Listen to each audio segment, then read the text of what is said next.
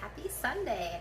I am just getting ready to make a very quick and easy crock pot spaghetti and meatballs. So I'm going to take you along, show you what I'm doing. I've got my ingredients all ready here. I got some really good quality strained tomatoes, as well as all of my seasonings. I've got some better than bouillon. I have some hot water. I have some pre-made meatballs. You could make your own. We really like the big bag from Costco, their Italian season, so that's what I'm going to use today. I got in onions and garlic and a little bit of sugar because I like the way that the sugar kind of cuts the acidity in the tomato sauce. So we're going to do it all in our crock pot. You could do this on your stovetop. I've done it that way many times, but because I have the time and I love the flavor of letting it sit all day, I'm going to put it in my crock pot. So let's get going. All right, I've got my crock pot. And I'm going to go ahead and I'm just going to add in those meatballs. And the amount is really up to you. It depends on how many meatballs you want for your family. And I've got 1 cup of hot water. And I'm just going to go ahead and dump that in.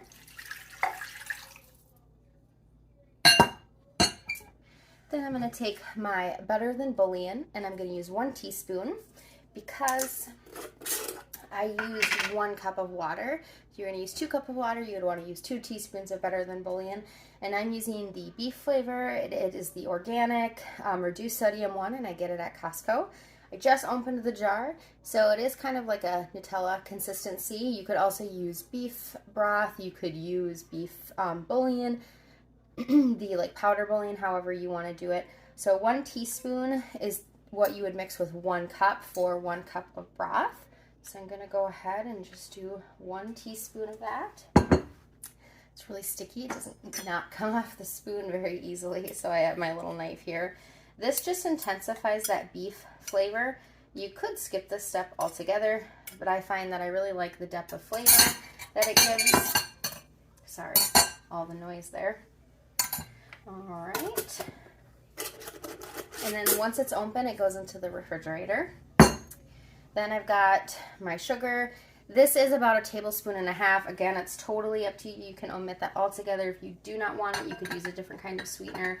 But I like just a little bit of sugar with my tomato-based soups and stews and spaghettis and things like that.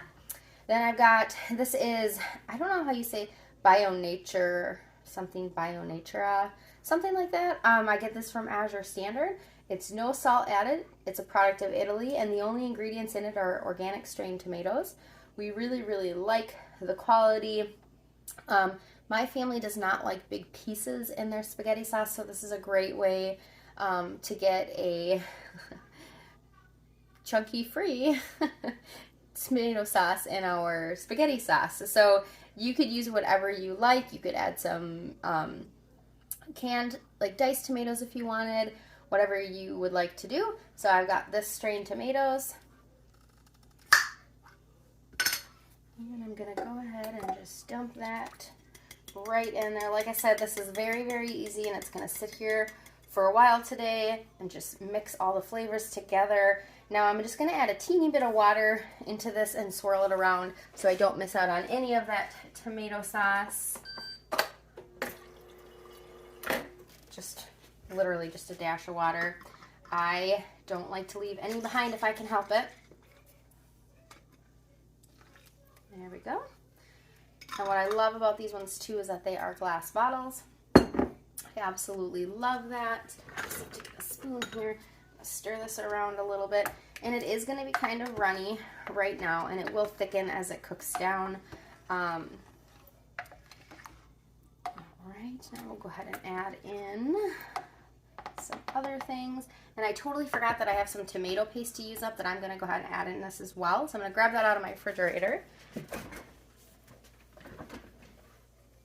So I have this tomato paste that I used on the 25th for something. Now when I open things and it was a little hot, I always write the date on it so I know how long I have to use it. This one has a 10-day window once you open it. So I'm going to go ahead and I'm going to add this tomato paste in there. I've already used some of it, but I'm going to go ahead and add in most of the rest of the jar.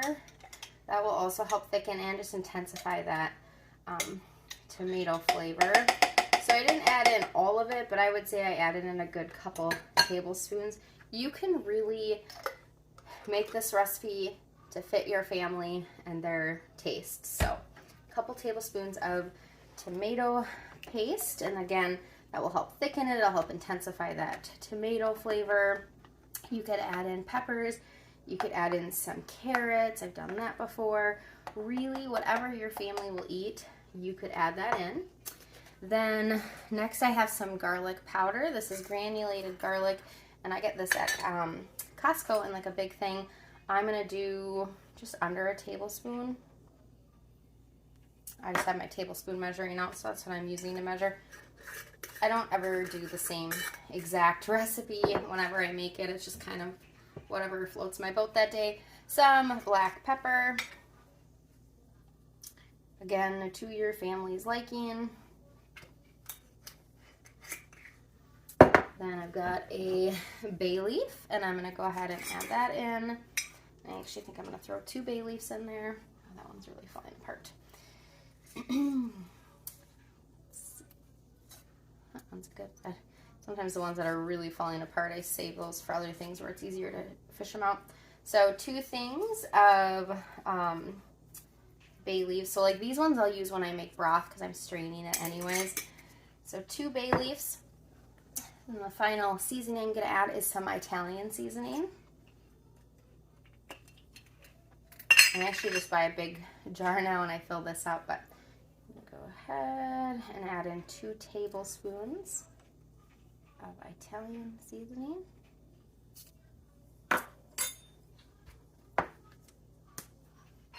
And sometimes I will pulverize it a little bit to break down the spices.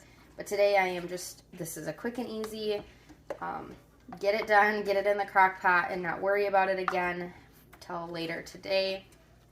All right, so then the final things that I'm going to do is cut up an onion and a couple cloves of garlic, and I'm going to put those in there. So I'm going to slide this stuff out of the way and get that going.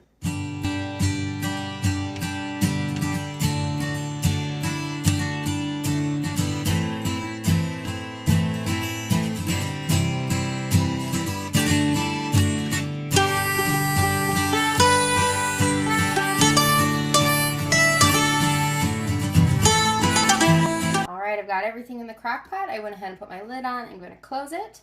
It is on low. It's going to cook for about 6.5 hours today.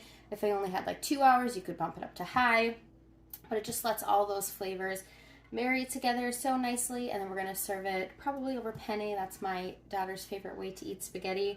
And I'm also going to make some bread of some sort to go along the side. The final thing I'm going to do here for dinner is I've got some water that I'm going to start boiling here, and then I'm using my daughter's favorite pasta, penne.